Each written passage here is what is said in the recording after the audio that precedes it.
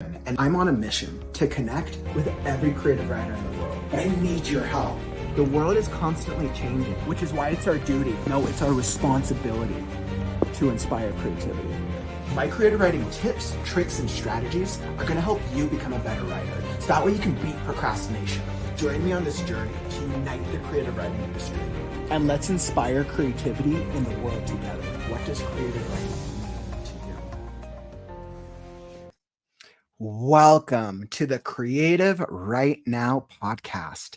This is a live video podcast designed to help you elevate your writing expertise and experience as I sit down and interview industry professionals, working writers, published authors, and we really talk about what are the key insights, what are the learnings from their journeys so we can become better writers. We can improve our own stories and really get that storytelling to the next level.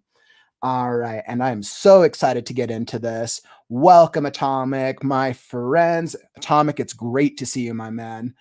And Marta, welcome. Owen, glad to have you back, my friend. Excellent. And we got an exciting podcast set for you today.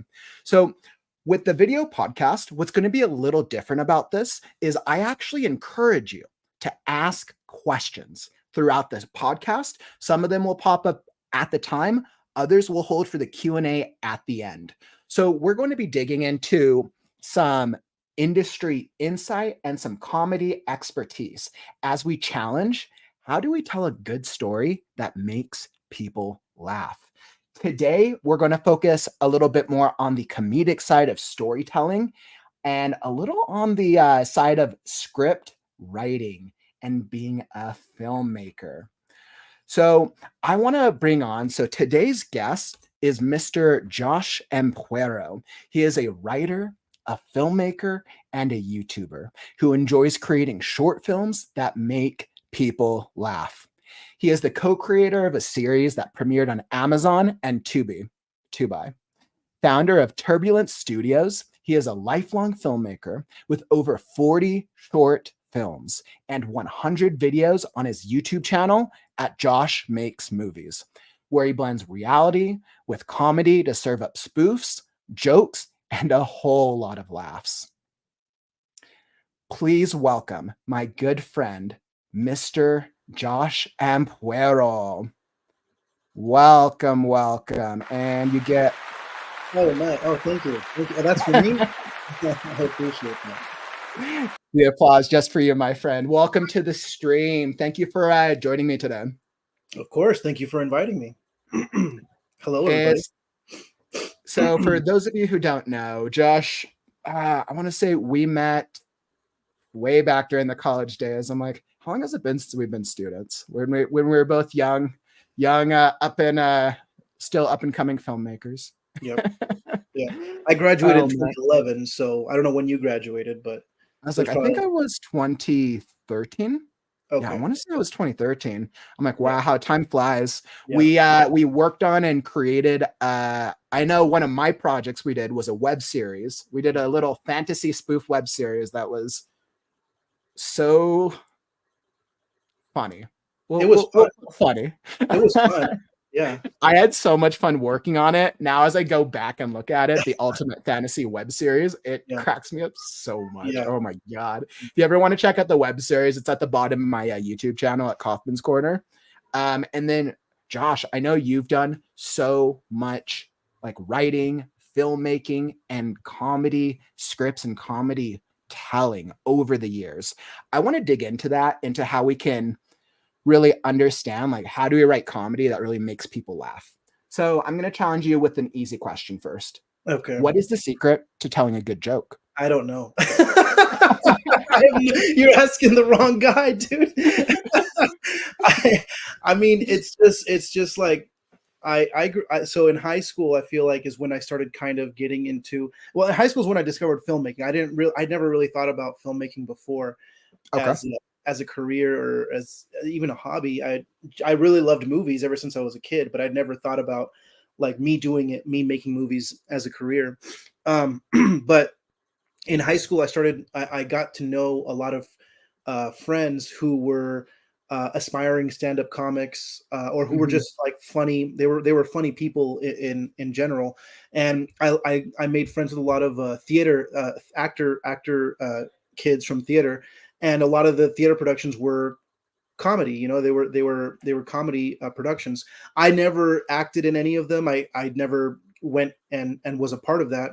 But I knew a lot of the people. I was friends with a lot of people that were the actors in those things. So being involved in sort of a comedy type of environment with a lot of comedy minded people, it kind of started. Mm. I think it just kind of started rubbing off on me. And when I discovered filmmaking, it was kind of Mhm. like bringing all those things that I had learned, or bringing all those things that were in here now, and putting them on the page, and doing something like that. So yeah, I don't know if I don't know if there is a secret to that, or what it is. It's just like I like to focus on what's funny to me, on what makes me laugh, and I think there's a lot of stuff on my channel that don't make a lot of sense. Like if you're watching it from a strictly narrative point of view, like uh, Mhm. the protagonist goes on this journey, whether it's a minute long film or a 10-minute long film, and Mhm. there's something about it that you don't understand. I don't think that I was necessarily trying to make you understand. I just was making something that I thought was funny, and it made me laugh, and hopefully it makes you laugh too. It's just I'm taking multiple stabs, I guess, at telling. Some of them land with some people, some of them don't, but I'm proud of all of them, and that's the important thing, I think, as an artist, is if you're proud of the work that you're putting out, then that's the most important thing. Yeah, and I mean, I totally agree with that. I resonate with that because as a filmmaker or as a writer, a filmmaker, we see the world in one way. We have a perception of the world, and then we translate that through our writing, through the jokes, through the storytelling. I have like, if I try to tell a joke, Josh, like it falls flat half the time. I am not a me and comedy don't mix Yeah, unless it's like maybe accidental. I yeah, usually tell people I'm like 80% corny and maybe like 0.5% clever on occasion, if gotcha. I'm lucky. Yeah, But it sounds like comedy has always been something that you've been inherently attracted to. Would yeah. you, do you want to speak a little to that? Like, what was it about comedy? Like, why not go like more like the dramatic storytelling or like romance or something of a different nature? Why comedy? I mean, I guess it has a lot to do with influence. Like, I Okay. mean, my dad is kind of um, how would you describe it? When you get to know, so like different, my dad has different like position jobs and stuff in the real world where he needs to be serious, but like in our family, and when he has friends, or in a circle of friends or family members, um he gets very comedic, and my dad gets very like trying to make people laugh, trying to say things on purpose to make people laugh. And so sometimes Mhm. we'll see him in the real world, and then they see him at a party or something. It's kind of a shock to them, because they didn't know that he was such a playful type of person. Growing up with that all the time, I think definitely had some influence. Okay. Um, just, like I said, meeting these comedians and stuff, definitely had some influence. The first movie I ever made, I wasn't. There were parts of it that I was intending to be comical, but it was also it's the subject matter was basically a courtroom scene where people were discussing the JFK assassination. It was for a U.S. history class, and there were Interesting. Was parts. this in high school? Yeah, it was my Okay. first thing Okay. I So ever. back in high school, first short film. Okay. Yes. And so it was supposed to be at least semi-serious, which we tried to be, but we also would throw in like a little joke here and there. And I remember not only did we have to make it, we had to show it to the class. Okay. And it was when I showed it to the class and people reacted and they started laughing at stuff that I had created, and I was like, oh Mhm. wow, this is really cool. This is like something I don't know if I've ever felt passionate about something like this before. Aw. And it was Aw, kind of that's like, actually really cool. It's almost like it's unexpected validation yeah, that, like, you've exactly. created something and then people are suddenly laughing. Right. Mhm. Right. And I had intentionally cast a lot of like my friends that were really funny in real life. Like my friends who make me laugh a lot. Like one of the funniest, one of my, I mean, I've known him for a really long time. His name is Marvin. He's, to me, I've known him since I was like 6 or 7 years old. He's one of the funniest people I've ever met. But he doesn't act. He's not an actor. He's not a comedian. Nothing like that. But I told him that I was making this thing, and and he was like, "Yeah, let's do it. I'll do it." And so he plays the bailiff in my first ever film. And there's movies on my channel that I'm still releasing that Marvin is still in. I still continue to work with him and bring him in, because to me he's one of the funniest people I've ever met. But I don't think he's ever like tried to explore that as a profession or as a hobby or anything like that. But yeah, so there's a lot of like those types of things that help. And I mean, like I think it worked out in terms of like the class reaction to it. Yeah, first off, thank you for sharing that. I like that actually made me think of something. And this is for like a lot of writers out there who are really like maybe aspiring, who are like, okay, maybe I'm working on a couple projects at a time. I know, Josh, that you always have projects, like you're always thinking of new ideas. You always have projects that have been filmed, projects that are in development, and the whole on and so forth. Yeah. If you could like look at your like whole catalog of ideation to filmed and already done, how many projects would you like guesstimate or like in your entire like process at any given time? Because I know you have a lot. Yeah. Yeah. So like released that are completely final on my channel, I have like about 43, 44 short films. Okay. On my channel. Probably in different stages of being edited and finishing up, I have probably about 20 other projects. Most of them are shorts. They're all shorts actually. And just to clarify, when you say shorts, simply because YouTube shorts is technically the vertical under 60 seconds. So shorts to you is like a 1 minute to 20 minute film. 1 to 20 minute. Cool. Just to clarify for our audience. Yeah, no, that's a good clarification to make, because I'm not up to date on all this new YouTube stuff that keeps coming out, update new things and stuff. You're like, Josh, do you still use MySpace? Yeah. So I have about 20 other films that are completely filmed. They're completely done. We've wrapped shooting and everything. It's just for one reason or the other, there's still a lot of editing that needs to be done, a lot of visual effects that need to be done, voiceover recordings, whatever. So it can get a little daunting at times. But and surprisingly, not too many people have complained about it though. Like people that I bring in to get involved in stuff, like I'll get the odd one or two. They're like, where's this project? We filmed it 3 years ago. I'm like, I know, get off my back for a second. I have other things that I'm doing. But it'll come out in 2029. Right. Yeah. So it's there's a lot of things like that, but I like working on, I mean, my brain just moves like that. It's idea, go to this, go to that, go to do this, to that. If I write something that I'm really super passionate about, that I really like what's on the page, I'm like, we need to film this right now, especially if it's really easy. If it's like a 1 or 2 page or a 3-page script, I'm like, oh, I got to do this right now, So, but I think it's just that, if you commit to working on multiple projects at the same time, eventually you kind of come up with a system as far as prioritizing something over the next thing. Like, for example, you mentioned the series. I helped create a series that has premiered on Amazon and on Tubi. It's called Red Sands. Wow. You guys can watch it for free on Tubi right now. It might not be on Tubi for very much longer, but I co-directed. I solo directed most of the first episode and co-wrote most of the first episode as well. That was my main involvement in terms of like writing and directing. The next 3 episodes were done by other people, but I also edited most of the first episode, and I did the visual effects for the entire it's a 4-episode series. Each episode ended up being about half an hour. Yeah. So about 30 minutes per episode type of thing.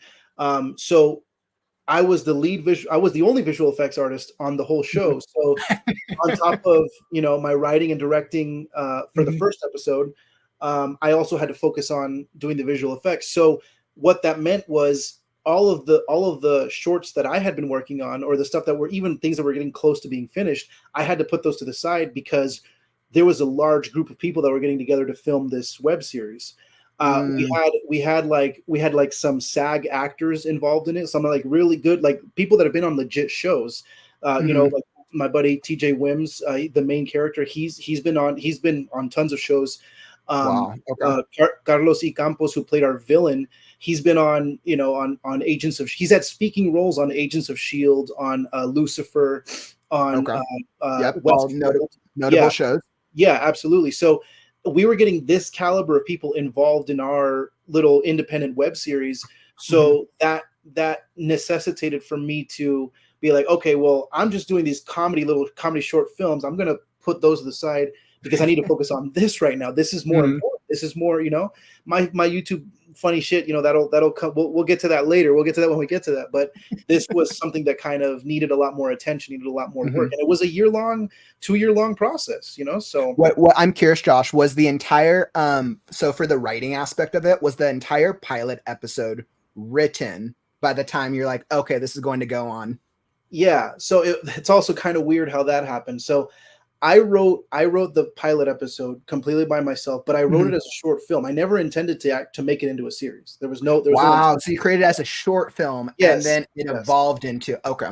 yes. And so that's kind of also why I got a little bit more. It started moving a little bit faster than I was comfortable with. But I was like, whatever. If you guys want to keep working on it, go for it. You know, I'm not gonna stress out about it too much. Mhm. So from this initial pilot, the two main actors that I brought on board had never worked with each other before, and they enjoyed the process so much. TJ Wims and Michael Baird, who are the co-creators of the show, they Mhm. enjoyed the process so much, and I cast them as brothers. They had never worked together before in their lives.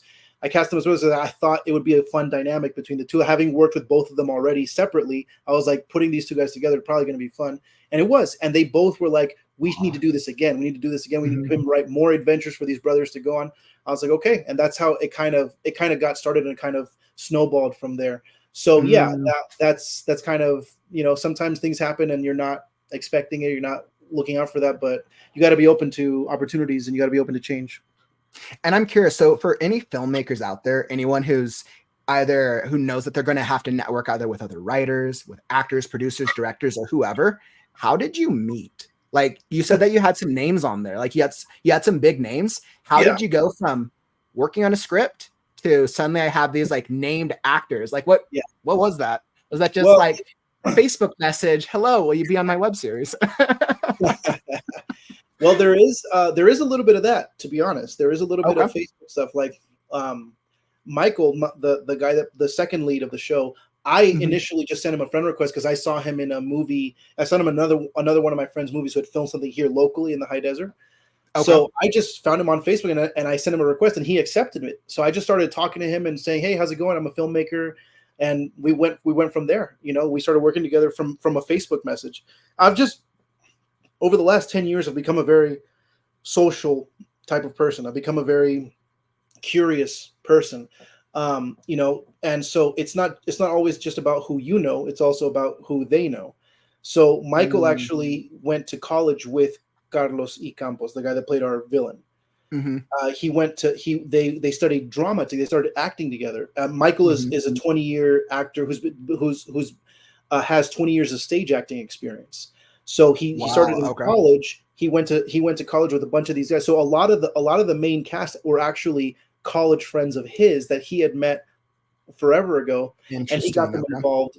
He got them involved with the series, but my name is attached as a co-creator of the series, so it kind of looks good on me too. You know, that Wow. all these people are coming together. You know, type of thing. TJ as well. I had met TJ through another writer director friend of mine on a project that we never actually got to do. We never made this project, but as a result of this meeting with as a result of this project getting started with this other guy, he introduced Mhm. me to TJ, who he had met on the set of the Christopher Nolan movie where people run backwards, Tenet. Oh, yeah, a tenant. Yep, yep, yep. The TJ movie is where people run backwards. Yes, yes.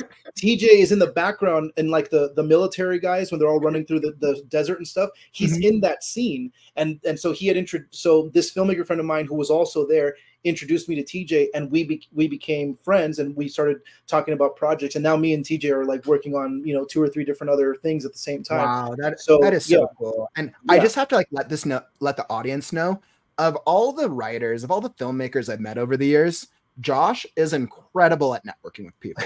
I feel like every single time I talk to you, Josh, that you Yeah. always have like 10 names. You always have like a bunch of people, I feel like if I put a production together tomorrow, you would have a bunch of people. You're like, all right, I have this, this, and this. And I'm like, that's amazing.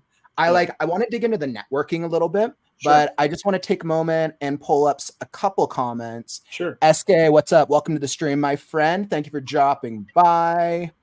Excellent. And then we had we had some really interesting comments. Marta said, I've heard to make people laugh, you need to be very intelligent. Never taken an IQ test. I don't know. You're like, I don't know if comedy is a factor of intelligence, or if it's just, I don't know, maybe it's just a thing that happens inherently. I mean, I'm still trying to figure out comedy, so what do I know? Let's see. So, and then John had a great question. He asked you, what are some of your favorite stand-up comics today? I saw someone mention Mark Normand. I have seen. I do like a lot of Mark Normand. He's pretty good. I've seen some of his stuff. Yeah, I think John mentioned Mark Normand. He said Mark Normand has his comedy. I love. Yeah, John's one of our community writers. He's a satire, very very funny stuff, but satire. Yep. Yeah, and I'm not really too connected to the stand-up world of today. I'm not too much into it, but I know, like, if Netflix releases a Dave Chappelle stand-up, I'm watching it. Like, that's that guy is a genius. That guy is a comic. Dave Chappelle is pretty funny. I don't watch stand-up, but I'll watch Dave Chappelle. Yes, so that's I'm immediately watching that. And he just, it's like, I think it was like 2 or 3 specials ago. The one where he really pissed a lot of people off. I know that happens every time, but like there was one where it was like really big. I remember it dropped on Netflix, and I was like, oh yeah, I'm gonna put this on my watch list so I can watch it in a few days or whatever. And then news stories in the next 2 days, news stories started coming out of like all these groups that Dave Chappelle was offending because of this one special. I was like, okay, I'm not going to wait a few days. I need to watch it now. That was like the best marketing they could ever give to. I mean, but that's like a marketing thing, right? Yeah. That was probably the marketing thing of like the idea of all press is good press, essentially, right? It's attention. Absolutely. And but also, to bring it back to the question, he doesn't do any stand-up comedy, but I think Conan O'Brien is phenomenal. I love everything that he gets involved in. Everything that he does is just really good. I was a big late night fan. I was a big fan of his show on TBS. Started watching. I missed that. You said who? Conan O'Brien. Conan. Okay, that's what I thought. I think like, looking back at it now, like, I just get in. I've gotten a lot of influence from him because he's not afraid to try stupid shit. It's like kind of what I like, how I label it, because that's what a lot of my shorts are. It's just like stupid shit, but you put in a little bit of intelligence. You try to put a little bit of like a real life situation or an intelligent character or whatever. But it's funny. He talked about it on his last, I think it was his closing TBS show. He talked about it in his monologue at the end. He said that was he was trying to kind of blend like stupid with smart, and wherever it was meeting somewhere in the middle, that's where he was trying to have like a lot of his comedy, a lot of his comedy type of thing. And I realized, I was like, wow, that's what I do. That's what I do. And I've been influenced by him. I've been influenced by what he did. And then the stand-up comedian that I will always look up, and I will always watch. Unfortunately, he passed away, but his name is Norm Macdonald. His stuff is really good, and I'm sure there's a lot of, if you're into comedy, I'm sure you're people know who Norm Macdonald is. Fortunately, he died a couple years ago, but he was probably one of the funniest people I've ever seen on videos of and stuff. Yeah, well, thanks for sharing that. I'm not as familiar with the stand-up comedy world. When I think about stand-up comedy, I think the closest I get would probably be more like the night show hosts, like Colbert, Jon Stewart, Trevor Noah. All those guys crack me up for different reasons. Sure. But I think that's comedy as a thing of doing the news. Right. When I think of comedy specifically. Right. So awesome. And let's see. We had a couple of the members hopping in and checking out your YouTube channel. One of them, Atomic, was calling out a long ways from easiest way to make strawberry ice cream. Did Josh, you want to? Was that a good video? On I did you thought it was. make strawberry ice cream? I thought it was. I was just being a clown, you know. Have you seen it? Oh man, it's okay. If I throw, I probably did like 10 years ago. Yeah. If I put up my original video, my Yeah. very first video from this was shortly after I graduated, must have been 2013, 2014. I look like such a doofus. I wore these like giant headphones, and I was like, all right, I'm gonna be really cool if I wear these headphones, and it'll make me look like Princess super Leia. cool. And yeah, yeah. I was okay. You know, I was thinking like the radio show, like DJs when they had the headphones on the side, but it didn't play like that. Yeah. Oh man, how it brings me back. So let's see. I want to get into. Oh, by the way, Deborah, welcome to the stream. Welcome. We have a lot of Norm Macdonald fans in here. Yeah, it's fantastic. And so I want to hop into the comedy aspect in just a second, but I wanted to touch on one last time the networking aspect because you are so good about it. Is there any insights that you could provide to our writing community on like just networking with people? You have to not be afraid to just message randomly, you know. Mhm. I built on any social media platform, on any platform. Yeah. Mhm. I mainly did it through Facebook, but Facebook is becoming kind of a thing of the past right now. So whatever, you know, social media is big right now, that's what I would suggest you use to reach out to people. So I built a financial services business, been licensed for 10 years doing insurance and retirement services. And that taught me to go out and talk to people. Like if I wanted to be successful, I need to go out and meet new people and bring them into my network. So using those skills, I brought them into what I really want to do, which is filmmaking. And I started using that to talk to people. So perfect example, I had messaged a couple of different people at different times. So the guy that introduced me to TJ that was on Tenet, I messaged him on Facebook. That was the first time we ever met, was on Facebook. So that was cool. Yeah, that is so cool. Yeah, and then I had messaged another gentleman, an actor friend. His name is Jay. I messaged him on Facebook a while ago. And then I had messaged another guy named Nathan, just meeting them and stuff. I saw that they were into film stuff, right? So we were just talking, networking. And then I forgot, there was another guy named Andre. I don't remember how.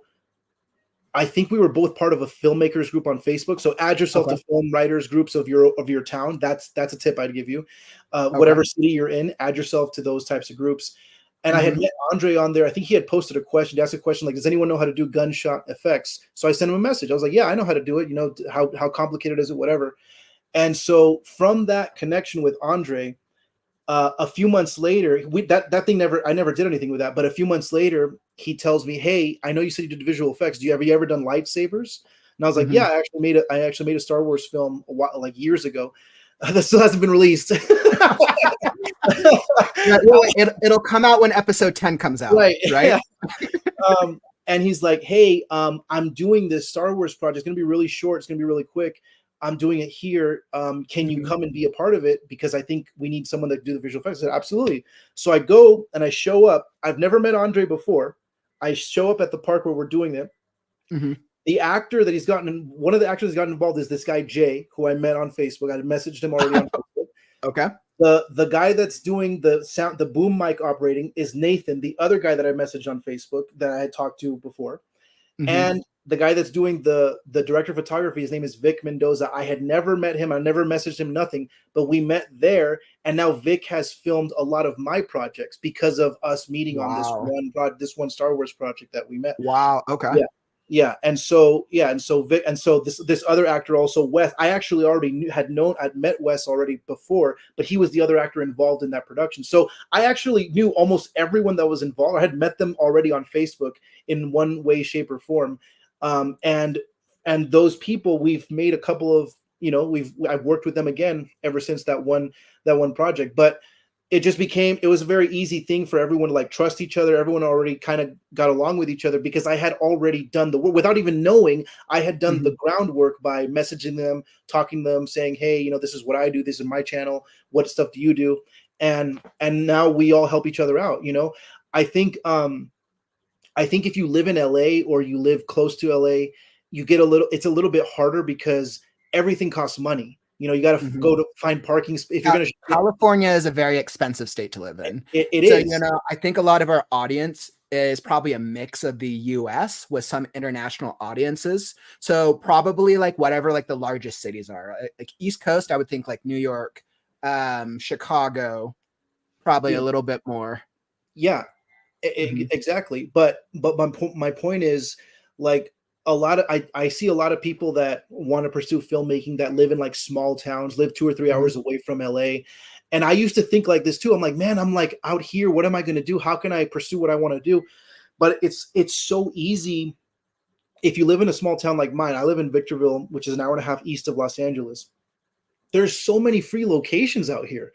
I can go outside with my camera and we can film I could probably film a feature film here in my hometown and not pay for a single location. You can't do that in LA unless you know a lot of people. A lot of times in LA, like people will try to sneak in on filming locations. Exactly. I remember from my production days. Yeah. But a lot of times if you get caught, you're going to get fined a very large ticket. Yeah. Which is why a lot of LA areas, you have to get a permit. Absolutely.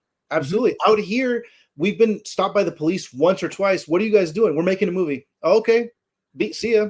Like they don't, nobody, have fun. Nobody gives a shit, you know? So you got to kind of lean into that a little bit. And you know, and some of the I've like Jay, the actor that I worked with, he's been in a few, the guy that was in the Star Wars production, he's been in a few legit TV shows as well. And he's acted now in some of my films. So that makes me look a little bit more legit because I'm working with this actor in my production, in my, you know, in the films that I'm making. And I've got these, like I said, this guy, TJ or Carlos, but this guy Jay as well. I've got this caliber of people that have done actual Hollywood productions. Then they're involved. They're being directed by me. They're saying my dialogue on my, you know, on my shorts. So it's really cool, and that just goes to show you like the type of the benefits of doing that type of networking and meeting with people. But yeah, definitely add yourself. There's so many Facebook groups now for filmmaking. Like if you just type in filmmaking and then your city, I guarantee you'll be able to see something. I remember I've never told this story before, but it's so burning my mind. I wish I had never before told story. Yeah, all right. Popcorn. Yeah. So I was I think it was in an acting group or it was it was some type of filmmaking group, I think. And one of the guys commented, like someone had posted a video and it was really cool. And one of the guys commented and said, man, I want to be an actor so bad, but I don't know where to start. And somebody comments and says, where are you from? And the guy goes, I'm in Athens, Greece. And I'm like, I almost went, I'm like, that's where acting was invented, wasn't it? Like I was about to type it, like, you can't find acting groups in Athens? Are you kidding me? Like, go on Facebook, dude. Like, go talk to people. Good Lord. Oh my god. But Josh, maybe acting died in Athens, Greece. Maybe it doesn't exist there anymore. Oh my god. I can't believe it. That's hilarious. I think it just goes to show that we live in a day and age where it literally does not matter where you live, right? Now, of course, you're going to have certain boundaries, certain restrictions based on area, of course, but everybody has a smartphone. Yep. All it takes is, first off, social media, connecting with people who are in the same area, and then just getting some friends or going out by yourself and filming, right? And I think that's why we see such a huge interest and change in the next generation of people who are less interested in doing a stereotypical 9-to-5 job because they know, oh, I can go out and I can create my own stuff. I can make a TikTok video and then go make money. Yeah. It's like, that's the age that we're in, the age that we're moving into. Whether or not TikTok exists in that next age is still to be determined. Right. But okay. So it looks like you already have a good vote of confidence here. It looks like it's a good time to release your stuff now because it can already beat anything done by Disney. I thought that would make you laugh. I want to show that to It you. does. I Atomic has a really great question. Have you ever collaborated with Matt DeVela? Doesn't ring a bell. Is he out here in the high desert? Do people know where I am? I don't recognize that name either, so I'm not familiar. Atomic. I'm in Victorville, California, so I don't know if that guy is out here. I've never heard of him, but if he's out here, tell him to send me a message. I'd be happy to work with him. Hey, there you go, Atomic. You'll be the transitioner to get a collab going over here. So I want to hop back into how do we make people laugh? Because I know such a huge focus of your journey is through making these short films on your YouTube channel. So I thought a perfect segue, a perfect transition is we're going to show one of your shorts called Good Neighbor. Let me pull it up on the screen. Let's see. We got the Good Neighbor. Perfect. So this was a short, Good Neighbor. And how long ago did you make? So this was done about 4 years ago. It's super short. It was edited 4 years ago. It was filmed like 10 years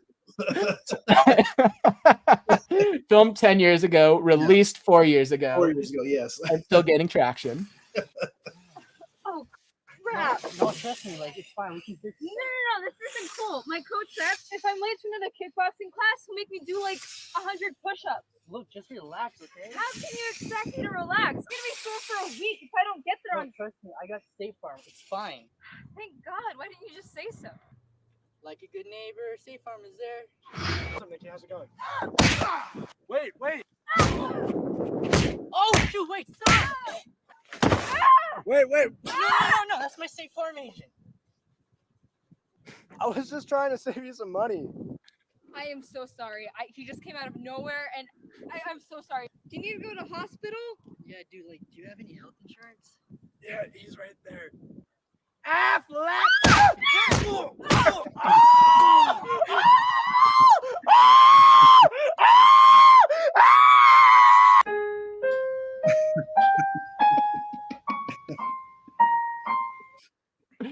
The end. Oh my goodness, Josh. I like that you we got State Farm and Affleck. I don't think you were too much of a friend of that Affleck duck in that. Yeah. Oh my God. So was that just like a result of like, okay, I saw a State Farm commercial, I've seen Affleck, here's the idea? Yeah, no, I don't think. Well, I mean, again, we did it so long ago. It's kind of hard to remember like where my mindset. Yeah, like this was about like 500 projects ago. Yeah, exactly. But I want to say something popped into my head of like because that's how the first 30 seconds is how a regular State Farm commercial plays out. This guy appears just out of nowhere, and it's like, what if you had someone who was jumpy and like got really scared by this agent that appeared? And so that's why I don't know if you could hear it, but I tried to set it up a little bit where the girl says, if I'm late to my kickboxing class, I'm gonna have to do X, Y, and Z. The coach is gonna make me do a bunch of push-ups or whatever. So that was my little attempt at a setup to see that this girl knows martial arts. This girl knows how to fight, right? So you combine that with the jumpy nature, so the guy appears and then she just immediately goes into attack mode. That was the thinking, the mindset behind that. The Affleck thing, I think, was just something a little bit later. It was like, how do I end it? What's a funny way to end it? Affleck does health insurance, so that was the thinking there. My mom had that duck puppet. I was like, maybe I could do something with that. Yeah. And that was me. I don't know if you guys caught that. That was me getting punched in the face with a duck on my hand. That was definitely really, really funny. And I want to make a really good call out here. By the way, you should definitely make sure to check out Josh's YouTube after this stream over at JoshMakesMovies. I wanted to highlight one of your most recent videos. Yeah. It's definitely not self-promotion at all. I definitely didn't star in it at all. I don't happen to be one of like the greatest voices in the video ever. But one of his, I know, Josh, one of your most recent videos, and I highly recommend that you guys check this out after the video. It's a little too long to show during the live stream, but the Oscars apology video, hilarious. Yeah. Absolutely hilarious. Yeah, and that was like Jared said, there's a lot of voice voice roles in there. Jared is one of them, but I also want to highlight the main dude, Steve Milliken and Drew Pearson, who played the two main actors in that. They did a phenomenal job as well. And yeah, I think it's I definitely think it's one of my best ones. So definitely please check it out. I completely agree. And I think what works so well with your type of filmmaking, Josh, is that you do a really good job of blending comedy with these like real reality type scenarios in life. Even that example of like the Affleck and the State Farm, right? You're like, it starts with a realistic approach. Like that would actually happen. If somebody just popped up out of thin air, like, yeah, I would probably punch him too. Yeah. Right. And you do the same thing with the Oscars apology video, right? Yeah. The video itself starts and like, it looks like it's like a real thing. Right. So like, walk me through like this process. What does this process look like as we're now thinking about like, how do you write stuff that makes people laugh? It sounds like it comes naturally to you and how you perceive the world, but what does the process look like from idea to finished film, finally launched and edited? So I think there's a writer that I follow who I recommend everyone should follow. His name is Michael Jamin. He's a writer. He's got a lot of really great stuff on Instagram. I'm going to throw that in the comments, by the way. So you said writer Michael Jamin. Jammin, like how we're having a jam session, but with one M, Jammin. Okay. He's been involved with a lot of big like Hollywood shows and stuff like that. But I remember, 1 M or 2 M's? 1 M. Cool. I remember. I think in one of his podcasts he talked about like when writers come to him for mentorship or whatever, the first question he asks them is, "Do you write drama or do you write comedy?" That's the very first question he asks. Okay. And so I was when I heard that, I was like, oh, okay, that's interesting, because it's kind of like your brain is wired one way or the other, mainly. Mm-hmm. Like you can write both, you can be able to do that. But even he said, he's like, the writer that tells me I write both, I immediately think you write neither. I don't think you're good at either one, if that's your answer, right? So you need to have a definite answer as to which one, basically, if you're going to work. And it kind of makes sense. It kind of makes sense. Like, oh yeah, I write both. I'm like, shut up, dude. Like you're not serious, you know? Well, I think that speaks to niching down, right? And especially as a writer, you can't be a writer who writes everything. Right. Now, maybe eventually, like when you have a big team and you get to a point, you kind of get to do a lot more of what you want. But if you're starting out and you say, I'm doing everything, then people don't follow you for one thing. As writers, we have to niche down at least in one general area of interest, right? Especially if you I can relate with that. Especially if you want to build an audience. Mm-hmm. I think. Yeah, or especially for any of our like writers, book writers, readership, filmmakers, and audience, absolutely. Right. So I was just thinking about that, like that your brain has to be hardwired one way or the other. That's kind of like where I kind of started is like my brain obviously is more wired towards comedy. Like if something happens in real life, my brain immediately starts coming up with, oh, how could I make this funny? What would happen here to make this funny? What would happen that would make me laugh, right? That's where my brain immediately goes to. Someone else could read, like there's news stories that I've read that are completely serious, but in my head it becomes a comedy movie, and I'm like, oh shoot, like that's really funny. Someone else could read the same exact news story and be like, this is horrible, this is a tragedy or whatever, you know. But my brain starts going, how do I make this funny? How can I make this into something funny? So I think there's that, but it's also the type of comedy, because even within comedy there's so many subgenres and stuff, you know, like the things that make me laugh a lot, the things that, and some of the things that I've written, and I guess you could classify the Oscar short as this, is something where you have a situation that's so incredibly stupid, like it's a stupid situation, but the characters are all taking it 100% seriously. And you've seen those types of movies, you know. MacGruber is something that comes to mind. Is like, it's such a stupid character, it's such a stupid thing, but all the actors are selling it. They're super serious about this. The most recent example I think of is Weird, the Al Yankovic story that came out on Roku. I missed that. That was with the Daniel Radcliffe. Daniel Radcliffe, right? Yes. Yep, Harry Potter. It was so. That was one of the funniest. I missed out on it. Is it a good movie? I think you have to like that style of comedy, though. Like Gotcha. For Okay. you know, you might find it funny, but if you don't like this, like I'm gonna take this ridiculous situation 100% seriously. If you Mhm. don't like that, it's probably not gonna be for you. But that's the Mhm. type of thing that I like, and to me, it's one of the funniest movies I've seen in the last 5 years, in my Is opinion. there a name for that type of for that like genre of comedy, or is it just like Maybe realism?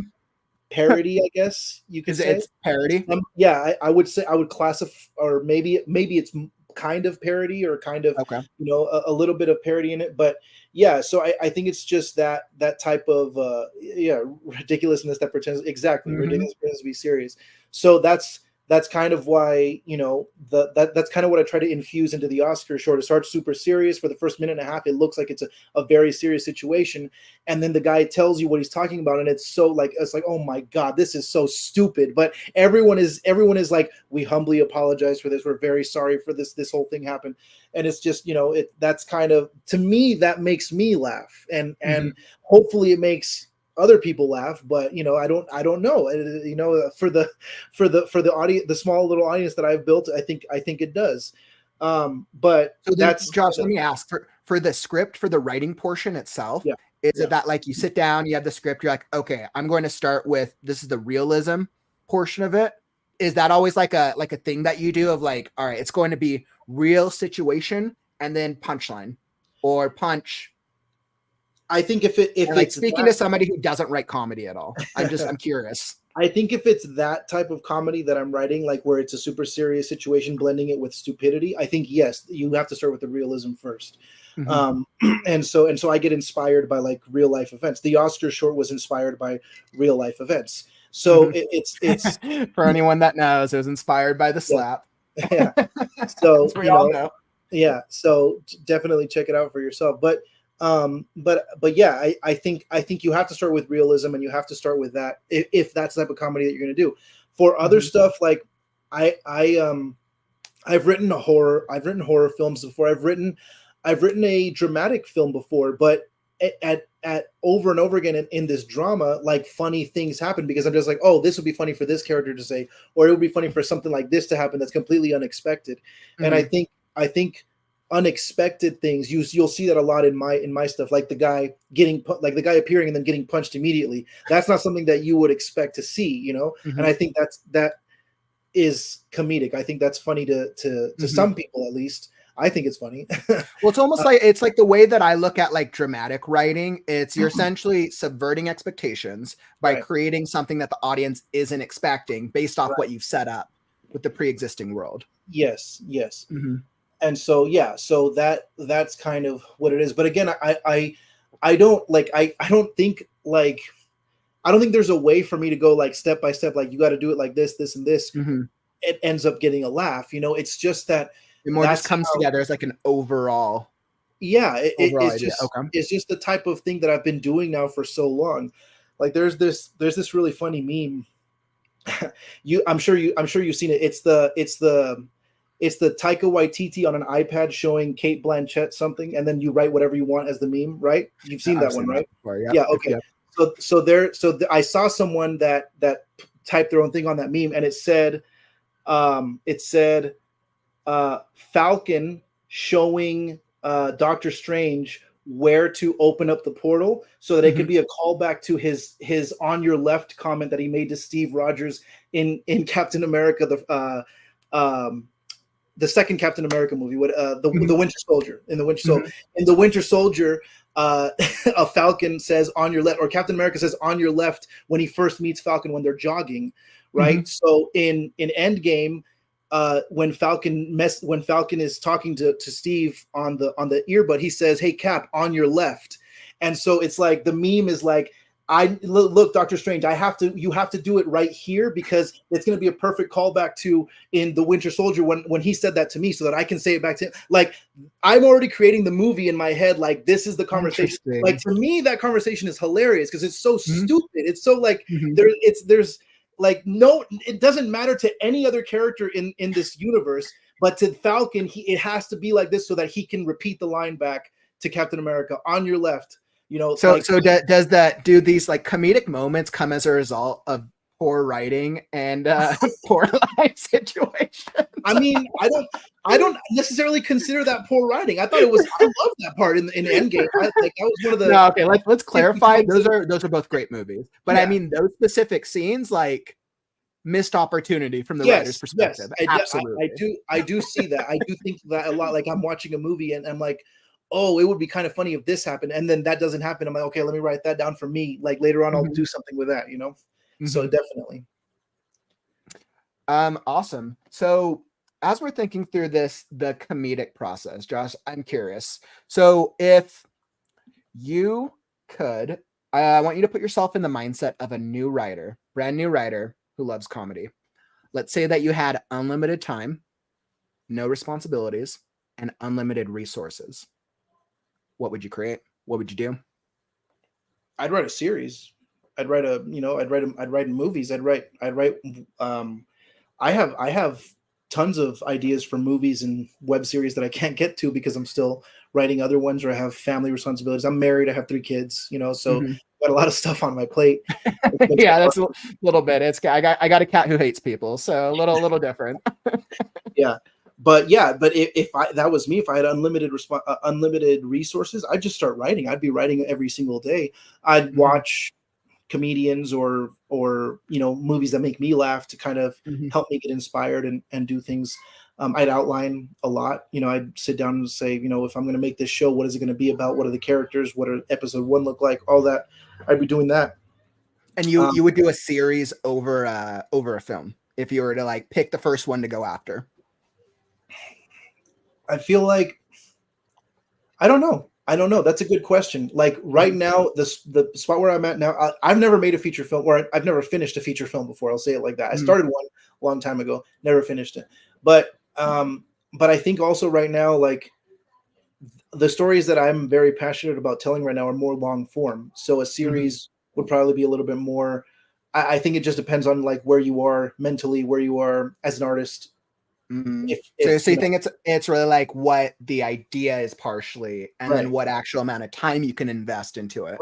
Right, absolutely. And Netflix has been releasing a lot of limited series, like 10 episodes, like an hour long each episode. I'm like, that's awesome. Like I want to tell a 10-hour story. That's Yeah, that'd fantastic. be great, right? Like, Yeah. and that's a bit of like an older format where Yeah. like when we Yeah. were younger, a lot of those hour comedies, the half-hour comedy was generally like 20 to 24 episodes. The hour comedies weren't as prevalent, but when they were, I think they were like 10 to 15 on average. But that was before the age of streaming, right? And now Right. you binge a whole series at a time. Right. And so that like streaming like that excites me. A lot of people they think it's the end of cinema and all that stuff, and maybe it is. There might be some truth to that, but streaming excites me because it's like that's all I've been doing for the last 15 years has been putting stuff on my channel, on my streaming service as YouTube. So the fact I think that's just the next age, right? Like we've been in the streaming age now for what, 10, 15, 20 years maybe, when we think about the age of streaming. And now we're at a point where people, I mean, like the amount of people who actually watch broadcast television is so little. Yeah. But most people, when they think about watching TV, they think about I'm streaming something on an app, or what's becoming more prevalent is I'm going to go watch YouTube videos. I'm going to go watch influencers online, people who actually are talking about things that I care about. Right. We're seeing a lot of that in this current and this next age and trend. Okay, so I want to. This is actually a really good point to bring up a Q&A. So I've seen a couple of questions pop up throughout the chat. If you have a specific question for Josh about writing comedy, about the process, or about anything that you would like to know, throw it in the comments and we'll throw the question up on the screen. Josh, I actually have a really great question for you to start out with. So you spoke to having a family life, and I know a lot of writers in the community and a lot of writers that I speak with have families, generally have 9-to-5 jobs, have a lot of responsibility. How do you balance responsibility with pursuing your passion just over time? Because like that's hard, and that's not something that I can resonate with, at least in the family responsibility level. Yeah, it takes a lot of getting used to, like I was telling you, like right now my kids are here, but my parents are watching them. They're playing with them. So that's the only Mhm. reason I'm able to do this right now is because my parents are taking care of them. So it depends on like you having a schedule, things like that. Like normally my writing or editing or what have you happens at night once the Mhm. kids are asleep. But there's a little asterisk at the bottom of there if I'm not exhausted. you know, Oh, that's that's hard. It's like, how do you yeah, find that energy? Like, right, I could only exactly. imagine. So there's a lot of things that come into play, but having a supportive spouse, which I do, thankfully, she's my wife is very supportive of Mhm. my doesn't necessarily think I'm that funny, but but she's supportive of me. Your wife doesn't think that you're that Yeah, funny. go figure. Maybe that just keeps your ego in check. Yeah, it does for sure. But she allows me the time that I need to do that. Like if I make the plans ahead of time, a week in advance. Hey, this is the day that I need to film a project. I'm going to be filming on this day. She's like, okay, Mhm. then as long as it matches up with her schedule, she's got the kids. I can go and do this project. And Mhm. it's not an entire day. Usually, it's only like 4 or 5 hours sometimes that I'm making something. Mhm. So it just depends on communication, depends on scheduling, things Mhm. like that. But yeah, so most of my creative stuff happens at night when the kids are knocked out. Okay. Great advice, by the way, because I know a lot of writers here in the community have families, Yeah, right? And I know like how difficult it is to how do you find the energy? If I worked for 8 hours, yeah, dealt with the kids and my wife or spouse for the last 4 or 5 hours, like that's hard. right. It's absolutely hard. Um, awesome. So it looks like we have a good question here. John was asking, what are some of your favorite comedy movies? There's a few. I'm a big Monty Python guy. I think the Holy Grail is probably one of the funniest movies ever made. A lot of stupid comedy in Mhm. all Monty Python stuff, but in the Holy Grail specifically, there's a lot of Monty really Python, absolutely hilarious. I remember yeah. watching those when I was growing up. Mhm. Yeah, yeah. So that's one that sticks out. A more recent example. It's kind of not so recent anymore, but Little Miss Sunshine. That's a Little Miss phenomenon. Sunshine was really funny. Yeah, That was a really funny indie film, and I yeah. actually met, like, this is random, that you brought this up. I met the director and the producer Oh, because I nice. went to a screening for that, and, when I was in Palm Desert one time. I, Nice. like, wasn't at a point in my life where I was good with networking with people, though. Uh-huh. I wish I had just, like, pushed myself to go up.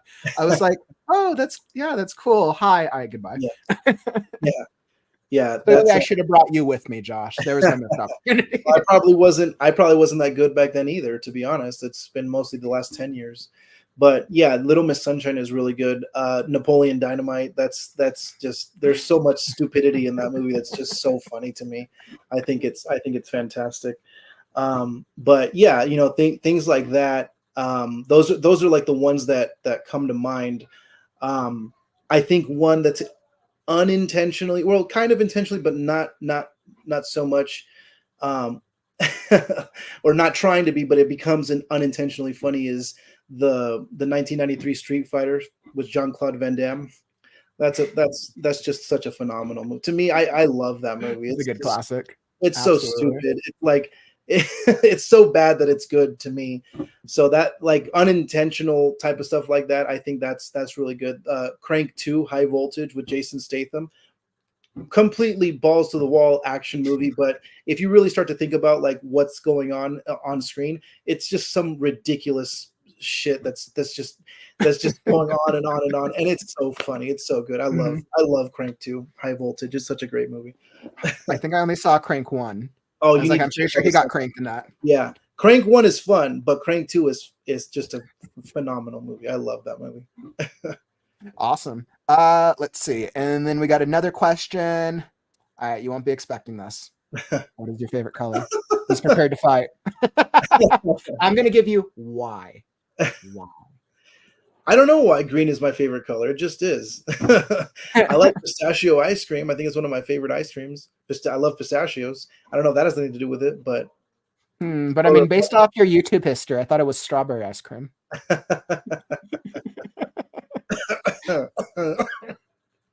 sorry, excuse me. Awesome. So it looks like we're getting a lot of good comments in here. We're getting a lot of touches, a lot of favorite movies actually. Raising Arizona, A Fish Called Wanda. Raising Arizona is great. A Fish Called Wanda is fantastic. Both are great movies. Not necessarily my favorites, but they're both great movies. They make me laugh for sure. Let's see. We got a reference to Tyler Perry. Does a lot of funny stuff. Yeah, I've only seen I think Diary of a Mad Black Woman, but I thought it was great. I laughed my ass off. It was good.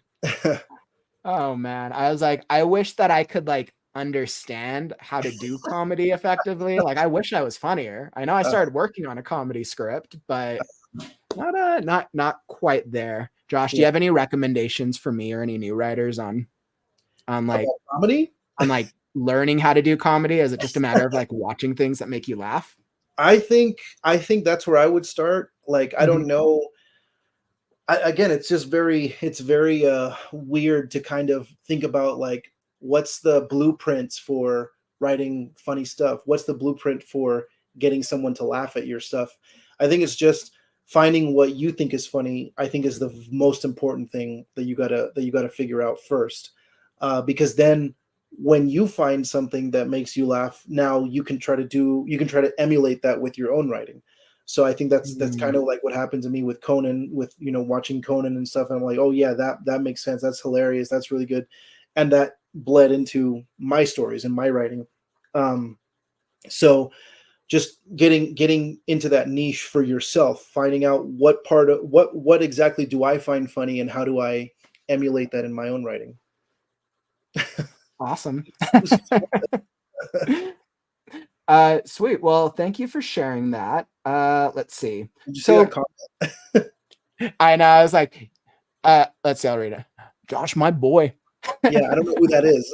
Are you a soft drink, sir, or ma'am? Fanta came to support you.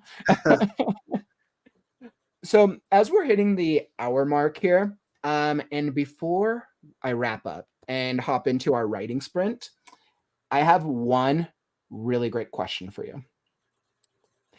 If tomorrow were your last day on Earth, let's say that you got tricked by a little boy and you fell into a hole and died, and you could leave one final quote for writers to remember you by, what would it be? I mean, if it's for strictly like film screenwriters, because that's what I do. I've never really written a book before or anything like. I've written a few short stories, but nothing crazy. But if it's specifically for screenwriters, it's definitely the screenplay is the most important part of the filmmaking process. Just it's just what it is, and so that would probably be my quotes. But my quote, but my supporting statement to that is, if you watch, like for me, I watch lots of movies that come out, and I think like I'm watching a lot of Hollywood movies, and 95% of the stuff that I see on screen that people complain about, this is so dumb, this is ridiculous, Hollywood is out of ideas, we're just doing repetitive stuff, it's all reboots and requels and sequels and all that stuff. Like all these, there's probably credence to all of those complaints. But I'm watching 95% of the things that I don't like about movies nowadays. I'm watching it and I'm like, another 6 months working on the screenplay would have greatly improved this movie. Another pass, another draft of the script would have been this. There's so many phenomenal concepts. Netflix has made a lot of phenomenal concept movies. The execution is it's completely wasted. Well, it's because we have to think about what is Netflix's goal, right? Netflix's goal isn't to produce quality. Netflix's goal is to cater to shareholders and produce content that people will subscribe for. Right. People don't subscribe for high quality. They subscribe for minimum level binging experience. And I think that's what sucks, right? Like that's also like, I'm glad you brought that up, because that resonates with my mission to help writers tell their stories with the writing community and get it out there. Because like, you don't have to be a good writer to be successful, but you can have help along the way. So that way your stuff's actually as awesome as possible. Yes, exactly. So So spending all the time on the story. A lot of people are like, well, how long does it take you? Like I've been asked, well, how long does it take you to write a good story? And I'm like, well, it takes as long as it takes for that specific story. It's not. I can't just give you like an ETA on when my script will be done. Whatever the story it is that you're telling, however complicated or uncomplicated it is going to determine how long you should spend writing it.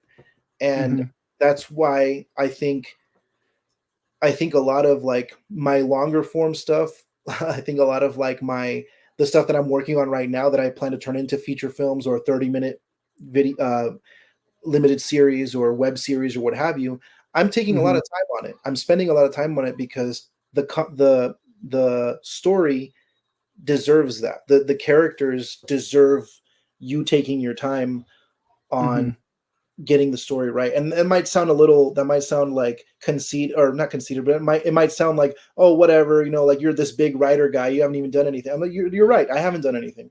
But I remember that was a conversation I had with someone once.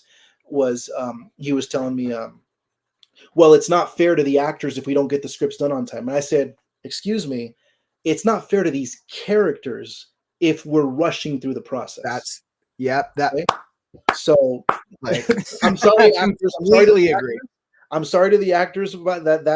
But you can make that decision if that's what you want. But my decision, my priority is going to be on the characters and the story. And I think that's one of the reasons that we connect so well, Josh, Yes. because we both believe in the story itself. Right. That's part of the experience. Right. Well, Josh, I just want to thank you for joining me today. Like, I always love chatting with you, and I'm always so impressed, not just by your networking, not just by what you've done, but by your consistency and by your like steadfastness of like, I know you and I know you're going to be a filmmaker your entire life, and you're going to keep tracking one film, one idea after the other. So thank you so much for joining me, man. I really appreciate it. And for any of you here in the audience who want to know more about Josh, I just dropped his YouTube channel down in the comments. So it's also his YouTube channel, the Oscars video, and his Instagram are down in the YouTube video description below. If you want to go check out more about him, definitely make sure you subscribe. Josh is going to keep coming out with new videos, right? Not shorts, new videos and new films. And he's an awesome filmmaker. And I respond to Instagram DMs also. So feel free to message me if you want to talk. I'm an open book. Yeah, absolutely. And like we were talking about earlier, and like Josh mentioned, all it takes is reaching out with a single message, right? On any social media platform. Yeah. So awesome. 100%. And by the way, if any of you found value from this stream, make sure to follow and subscribe. Podcast every single week, right? Where we bring on new writers and published authors and just other working filmmakers like Josh, like Mr. Ampuero over here. So make sure you tap that button and you come join the community. And Josh, like I'm sure and I know we'll be working on some projects together in the future. Absolutely. 100%. All right, my friend, I'm going to let you go. We're going to hop into a writing sprint right now. We'll do our AI generated writing sprint, but thank you so much, my dude. Thank you for the opportunity. I appreciate it. Of course. All right. Take care, my man. All right. So, wow, that was so cool. Oh, I've known Josh for a while, and Josh is a really awesome filmmaker. Definitely make sure you go check out his stuff, subscribe to his channel if you haven't done so already, because he is a lot of fun. And when it comes to comedy, like he's very humble about his experience, which I absolutely love. But like you watch his stuff and his stuff is really funny. Right. So like definitely join him on the journey. That is so cool. Well, I'm sure and I know we'll have a collaborative project in the future. So stay tuned. And that's what I got for that. Now, as we're wrapping up the podcast portion of this stream, I just want to say like thank you so much for joining. Thank you for commenting, and thank you for being a part of the conversation.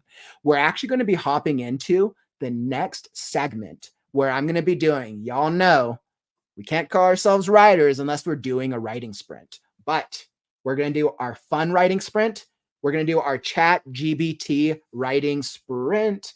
And we're going to come up with a prompt, or I'll write in the prompt. We'll get an image, and then we'll do the writing sprint together. 20 minutes. Feel free to join along if you want to get some writing done. Super inspirational. I know a lot of you a lot of you writers here in the community, you've written some cool stories as a result of these sprints. So I wanted to continue up this trend as I get into this.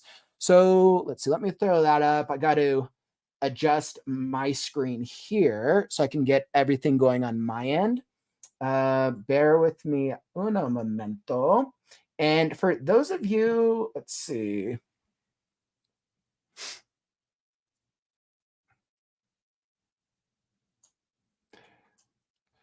All right, so I got writing, we'll go here, and I got ChatGPT pulled up. Let me pull up the screen. Perfect. All right, so I got ChatGPT pulled up on my end. Once again, we're just going to do a very simple writing prompt, but clearly, like, we got to do something that's comedic today. So we're going to give ChatGPT, we're doing a live writing exercise where you will create an image that we will use for inspiration for a 20-minute writing sprint. So I'm just giving it the background of what we're using it for. Can you please generate an image that has the following: a clear protagonist. And if any of you here in the audience want me to include anything specific on this in this writing prompt, drop a comment. Awesome. I'll let Josh know. That's super sweet. Yeah, his movie was really fun. His movie was definitely really fun. Awesome. Let's see. Can you please generate an image that has the following: a clear protagonist. Let's see it. Clear protagonist and an antagonist. A clear obstacle. A clear thing that serves as an obstacle. An item that serves to either help or hurt the protagonist, and make the theme comedic. Right? Let's like stick to like the comedic nature of this experience and see what we come up with.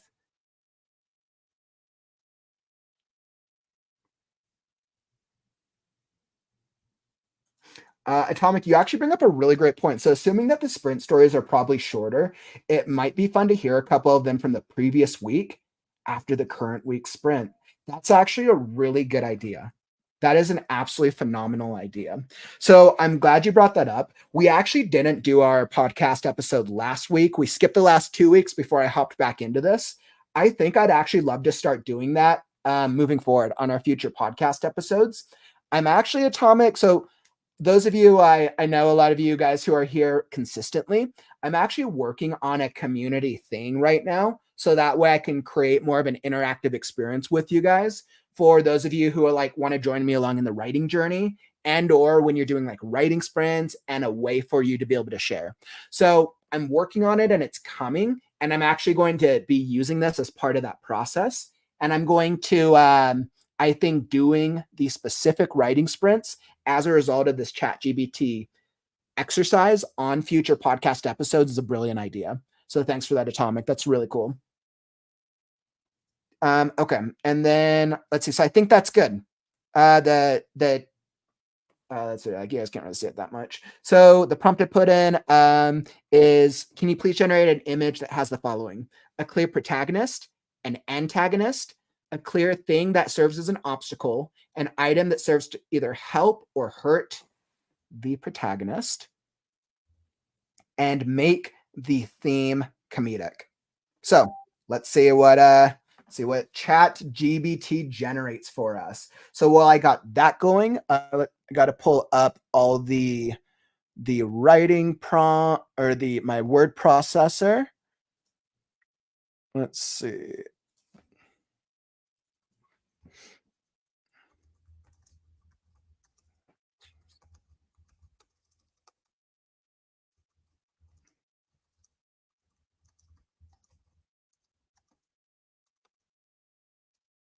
Interesting. Okay.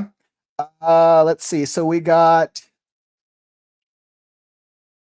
I guess I guess we're going an animated nature in this one. I think that's looks like that's what it gave us. Interesting. Well, there's some funny things.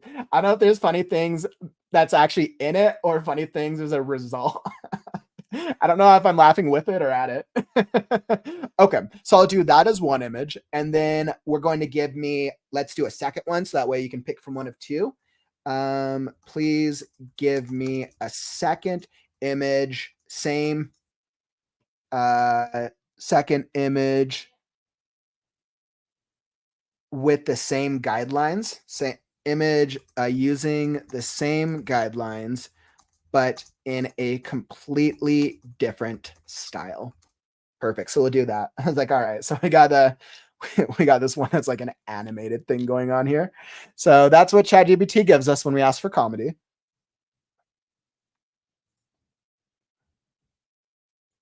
All right. So let's say I got my timer. I just got to pull up my word processor. Perfect. And I think that's going to be good.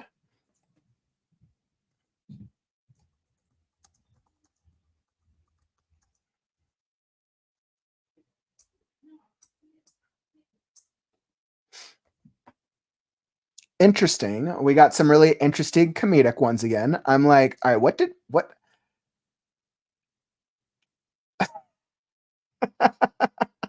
I like don't even know what to think of this.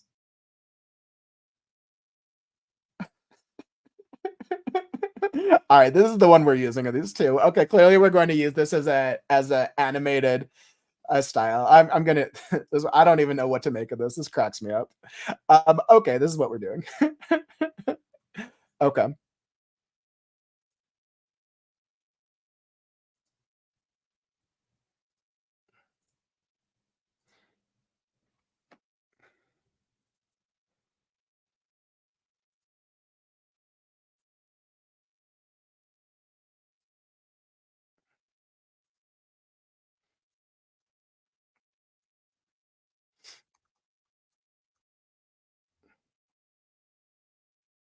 All right. So what I'm doing is I'm just saving the images right now so I can pull them both back up on the screen, and then we'll get started.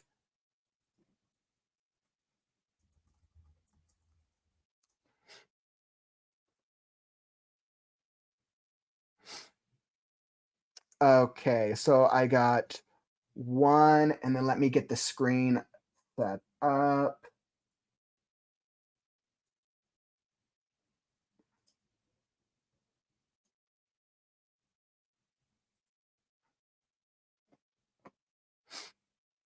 All right, so it looks like we got that right now. It looks like it's taking a second, maybe freezing up.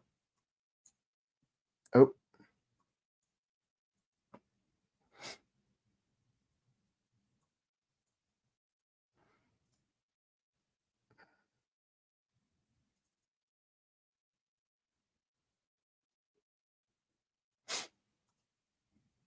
Okay, so I got 1 and 2. It looks like it does not want to load the images for some reason.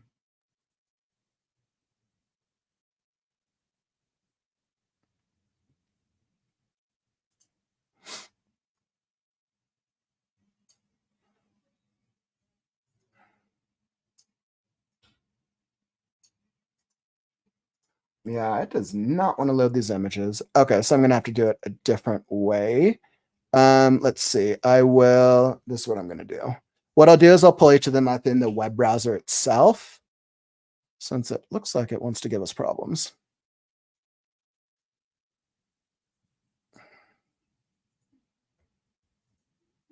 Okay, so I got it. So we'll do that.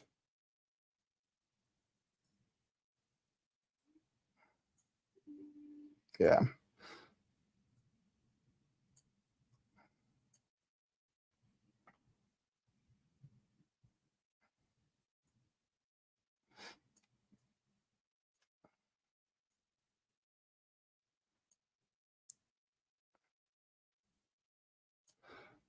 All right, and then I got this one. So bear with me. I'm just adjusting the screen because the formatting's been kind of funky.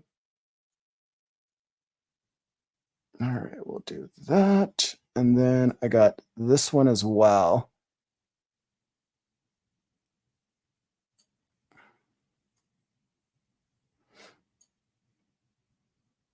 Perfect. And I think you guys can see both of those. Awesome. Nope, let's not do that.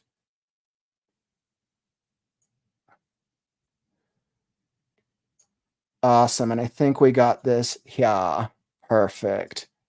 Little interesting way of doing it, but we'll make this work out. All right, so these are our two images here. I got both of them here on the screen, making sure y'all can see both of them. Perfect. All right, and then I got my writing timer sprint set up. Awesome.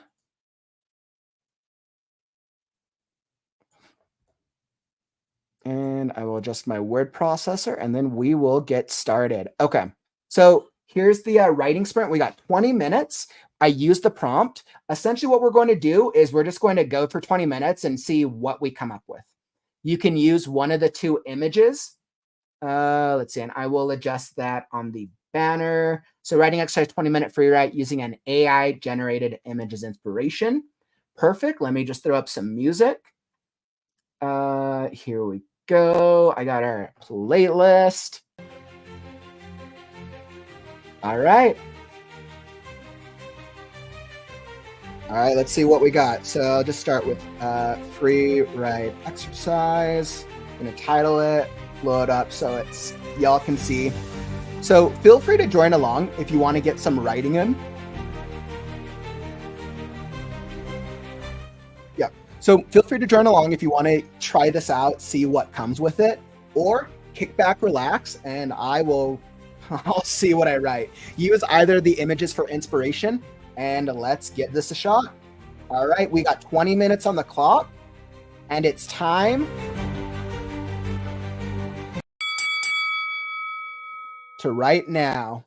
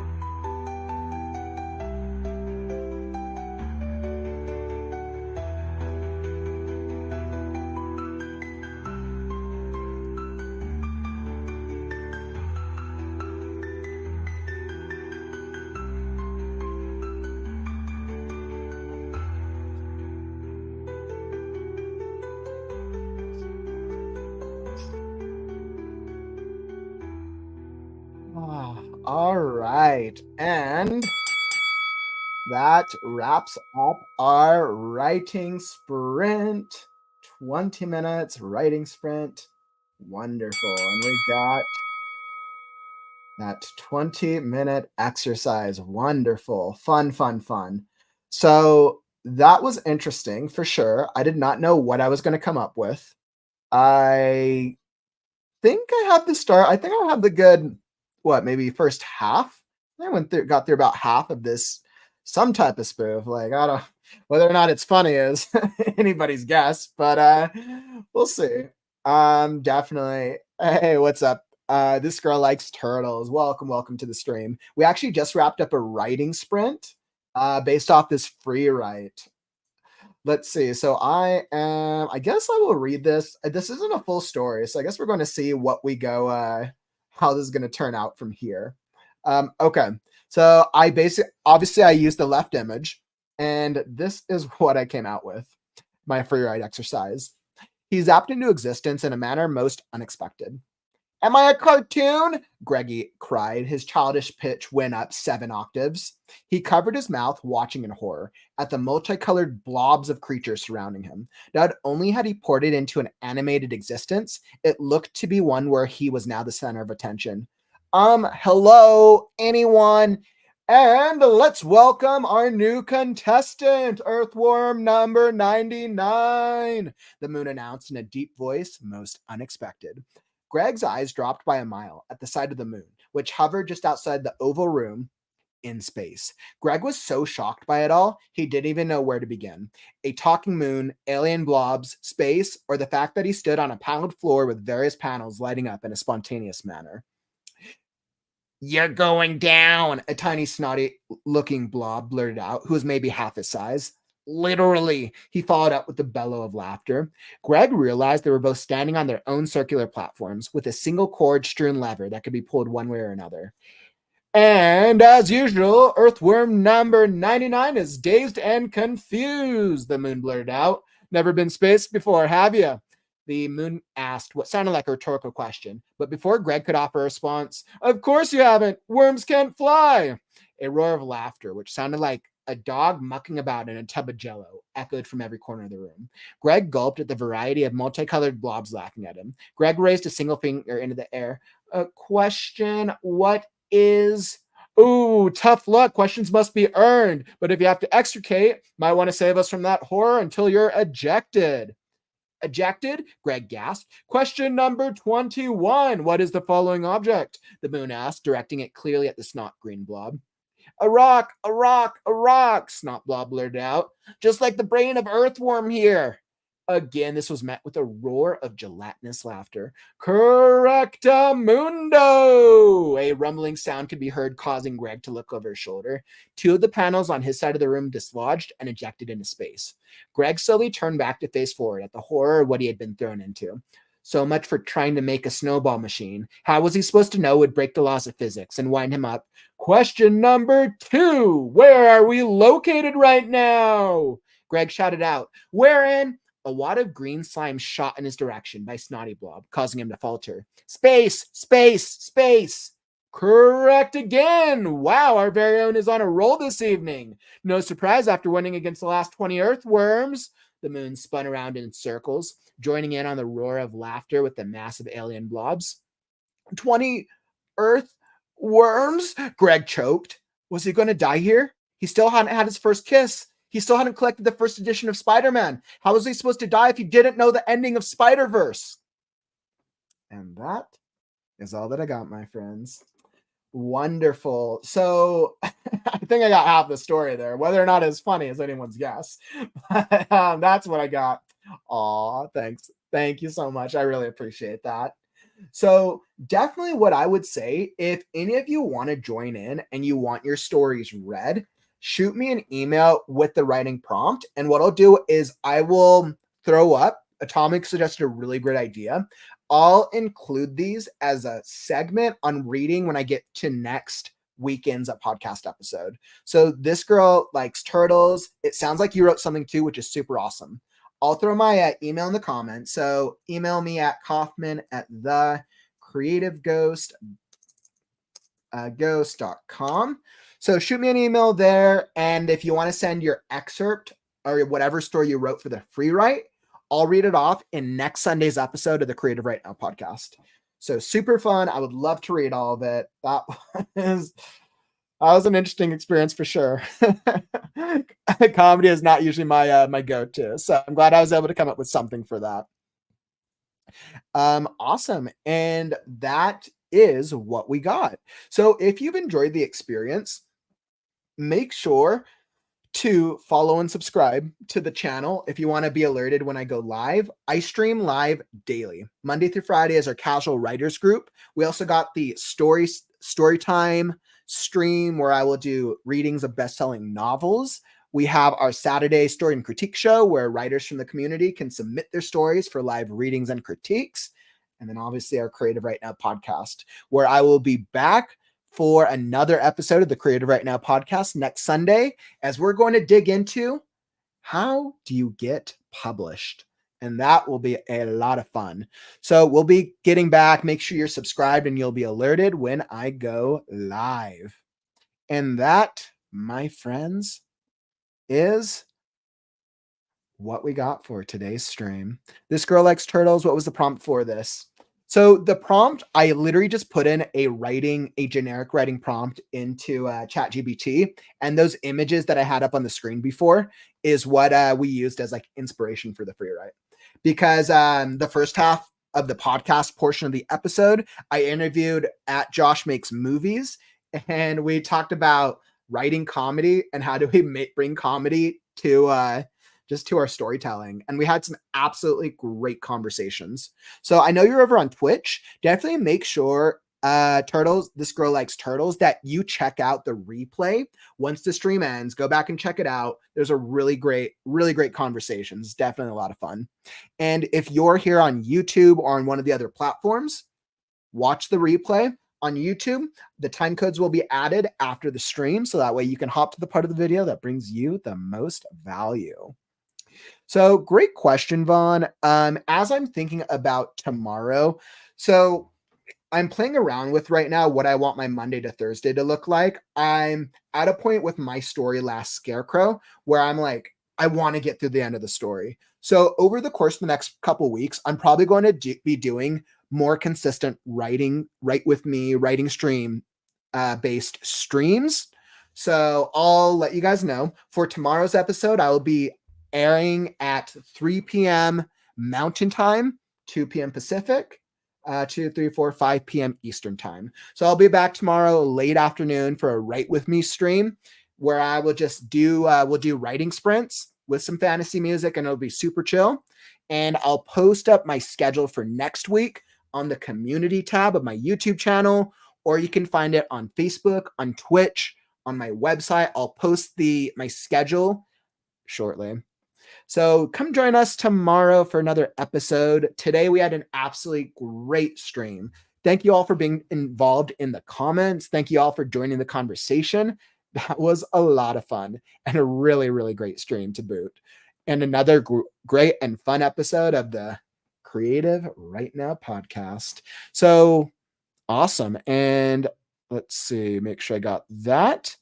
And that, my friends, is all that I got for you today.